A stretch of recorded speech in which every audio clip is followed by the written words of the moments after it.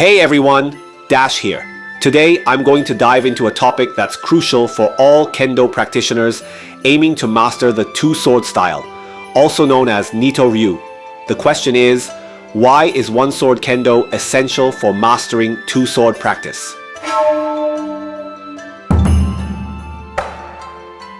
First, let's talk about the fundamentals.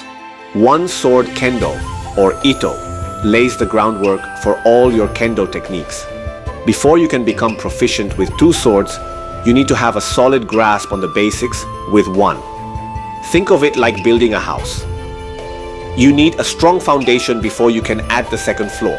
When you practice with one sword, you develop essential skills such as footwork, Ashisabaki, body movement, Taisabaki, timing, Datotsunokikai, and distance Mai.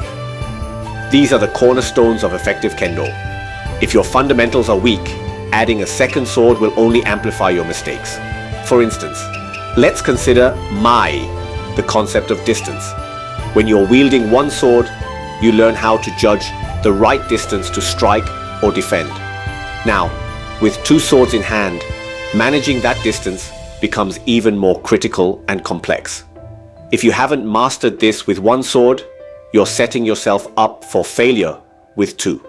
In addition, understanding the riai of the sword is a very important fact. Through the practice of Itto, you will gain a deep understanding of the basic riai of Kendo.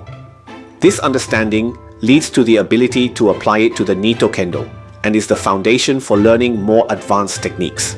Another key point is that one-sword Kendo improves your mental discipline and focus. Handling one sword efficiently requires concentration and presence of mind. When you introduce a second sword, the mental challenge doubles, because two swords require more complex operations than one sword. Mental agitation can greatly affect the accuracy of the technique. Only through rigorous one-sword practice can you build the mental fortitude needed for two-sword techniques. One more example. Take the concept of sen, or initiative. With one sword, you learn to seize the right moment to attack or counter. This is even more challenging with two swords, where you have to synchronize attacks and defenses seamlessly. Mastering sen with one sword is a prerequisite for executing it flawlessly with two. So, Kendo friends, if you're dreaming of mastering the Nito-ryu style, don't rush.